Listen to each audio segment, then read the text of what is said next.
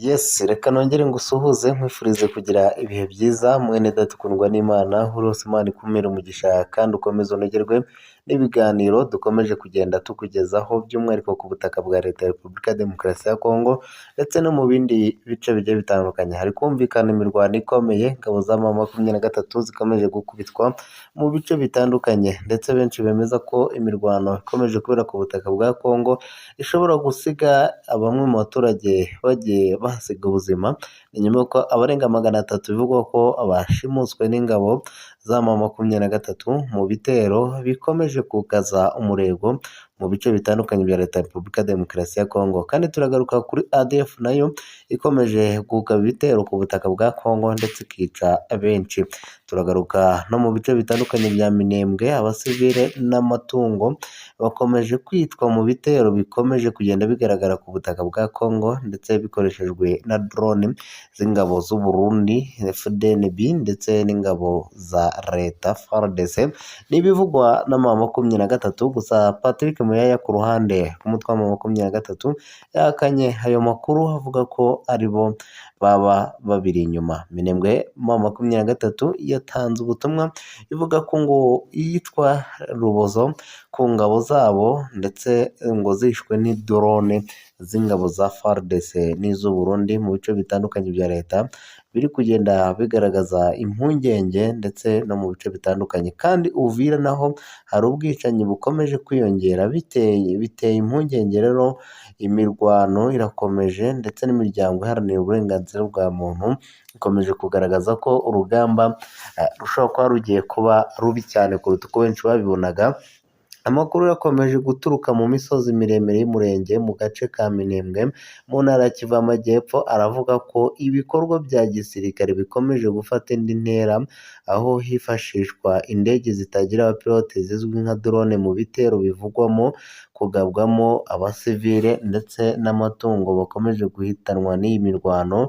Amakuru y'izaturuka muri ako gace avuga ko ingabo za Repubulika ya Demokarasi ya Kongo FARDC zifatanyije n'ingabo z'u Burundi ndetse n'imitwe yitwaje intwaro irimo Wazalendo na FDLR zagabye ibitero byifashishije drone bikaba rero byahitanye ubuzima bw'abasirikare ba M23 ndetse n'amatungo menshi arimo inka, mu gihe andi yakomeretse bikabije. Nk'uko aya makuru ibitangazamakuru bigarukaho byavuze ko ibyo bitero byakomeje ku mugoroba w'ejo tariki ya 29 z'ukwa gatatu 2026 bikomeza ijoro ryose kugeza mu gitondo cyo kuri uyu wa mbere ndetse no kuri uyu wa kabiri mu gitondo cy'itariki ya 31 mu by'ukuri. Rero bikaba byatumye abaturage bava mu byabo barahunga. Ihungabana rikomeje kugaragara. Ubutumwa rero bumwe twashikirijwe kuri iki kinyamakuru cyacu n'umuturage wo muri ako gace ka Buguri yagize ati ijoro ryose drone zakomeje kurasa kuva ku mugoroba kugeza bukeye mu gitondo. Umwana muto wari uragiye inka mu gace ka Gakenke kwa Barabona yarashwe n'izo drone ahita yitaba Imana. Uwo muturage kandi yakomeje avuga ko ibyo bitero byanasize byishe inka 3 mu gihe izindi zirenga 10 zakomeretse bikomeye. Ibi bikomeje gutuma ubukungu bw'abaturage burushaho kuzahara, dore ko ubworozi iyo ariyo nkingi ya mbere yabo. Ibitero kandi bibaye mu gihe mu cyumweru gishize nabwo muri aka gace havuzwe ibikorwa bisa n'ibi, aho drone zahitanye ubuzima bw'abaturage mu ntangiriro no mu mpera z'iki cyumweru.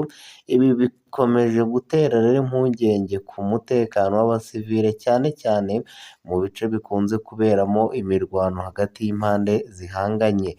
Gusa akarere ka Minembwe n'imisozi miremire y'umurenge muri rusange bisanzwe ari ahantu hakunze kugaragaramo amakimbirane ashingiye ku moko, ubutaka n'ubutegetsi. Mu myaka ishize aka gace kabaye indiri y'imirwano ihoraho, aho ingabo za Leta n'imitwe irimo Mai Mai, Wazalendo na FDLR n'indi mitwe yitwaje intwaro ifite inkomoko zitandukanye zakunze kugaba ibitero mu mihana ituwe n'Abanyamulenge, mu Minembwe no mu nkengero zayo.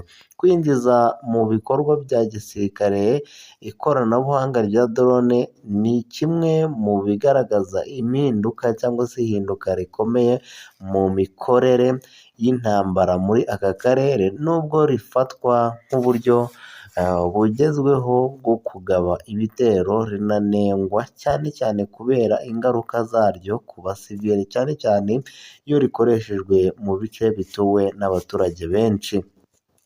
Imiryango mpuzamahanga iharanira uburenganzira bwa muntu ikomeje kugaragaza impungenge ku ikoreshwa rya drone mu bice bituwe n'abaturage, isaba ko hakorwa iperereza ryimbitse ku byabaye, hafatwa ingamba zo kurinda abasivile. Kugeza ubu nta tangazo rirambuye riratangazwa n'inzego za leta kuri ibyo bitero, mu gihe abaturage bakomeje gusaba ubufasha n'ubutabazi, bavuga ko ubuzima bwabo buri mu kaga gakomeye.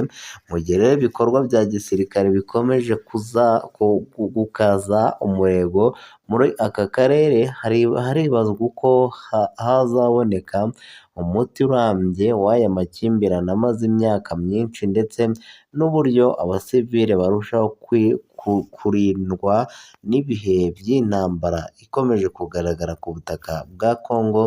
Abenshi bavuga bati hakwiye gufatwa ingamba, hakwiye kugaragara izindi mbaraga zatuma umutekano bigaruka. Ni nyuma y'uko izi nyeshyamba z'umutwe wa M23 zo zagaragaje ko ibitero n'ubwicanyi bukomeje kugaragara mu bice bitandukanye nabyo bigenda biteza impagarara. Nyemera mbere ko tugaruka mu bice bitandukanye ndetse n'imbohe zafashwe, nyuma tugaruke mu mujyi wa Uvira, naho hari kuvugwa ubwicanyi bukomeye, mbere ko twerekeza mu mujyi wa Goma. Ni nyuma n'ubundi imirwano ikomeje kugaragara, ni nyuma y'uko benshi bavuga ko ingabo za leta zikomeje kugaragaza imbaraga zidasanzwe, mu gihe umutekano ukomeje kuzamba mu burasirazuba bwa Repubulika ya Demokarasi ya Kongo. Amakuru mashya aturuka mu mujyi wa Uvira mu ntara ya Kivu y'Amajyepfo agaragaza ko ubwicanyi bukomeje gufata indi ntera iteye inkeke, ndetse nk'uko byatangajwe mu itangazo ryashyizwe ahagaragara n'ihuriro ry'imiryango iharanira uburenganzira bwa sosiyete sivile muri Kivu y'Amajyepfo. Abantu bane barimo abagore batatu bishwe mu cyumweru gishize. Ahagana mu mpera zacyo, amakuru akomeza avuga ko hari uwiciwe Ikiriba arashwe, undi akicirwa Ikiribura kuri zone, mu gihe abandi biciwe aho bita Murongwe. Ku wa gatanu rero bose bivugwa ko bishwe nabo mu mutwe wa Wazalendo, ariko ingabo za Wazalendo n'abagariye Wazalendo babikana biva inyuma, bavuga ko ari ihohoterwa ingabo za M23 zibakorera kugira zibigereke kuri abo. Abasesenguzi bemeza ko kugeza ubu cyangwa se gukemura burundu ikibazo cy'umutekano muke mu karere bisaba ubufatanye bw'inzego zitandukanye, harimo na leta, imiryango mpuzamahanga n'abaturage babo, cyangwa se abaturage ubwabo, hagamijwe rero gushyiraho amahoro arambye n'iterambere rirambye. Mu gihe abaturage ba Uvira bakomeje gusaba uburinzi n'ubutabera, amaso ahanzwe ku nzego zishinzwe umutekano n'ubushobozi, kugira ngo hagire igikorwa mu buryo bwihuse, hagamijwe guhagarika urugomo rukomeje kugenda ruhitana ubuzima bw'abantu b'inzirakarengane ku butaka bwa leta ya Repubulika ya Demokarasi ya Kongo. Ariyo mpamvu rero bose bavuga bati igihe cyari kigeze ngo muri umutekano bigaruke. Mu by'ukuri ubona ko ubuzima bw'abanyekongo bwagiye buba kwita bwazanye iturufu idasanzwe, cyane ko benshi bavuga bati hakwiye gufatwa ingamba, kandi ingamba nzima zagatanze umusaruro ku baturage ndetse n'abakurikiranira hafi iby'imirwano, dore ko bemeza ko ku butaka bwa Kongo hakwiye gukorwa icyo abantu benshi babonaga nk'igisubizo cyo gushakira amahoro arambye abaturage baha ku butaka bwa Kongo, kandi benshi bemeza ko babishyizemo imbaraga bagafatanya muri uru rugamba bashobora kugerwaho mu gihe basenyeye umugozi umwe. Nyemerera rero amakuru yacu tuyasubikira aha, tuze kongera gusubira mu zindi update ziraba zigezweho mu minota iri imbere. Nyagasani akomeza abane namwe.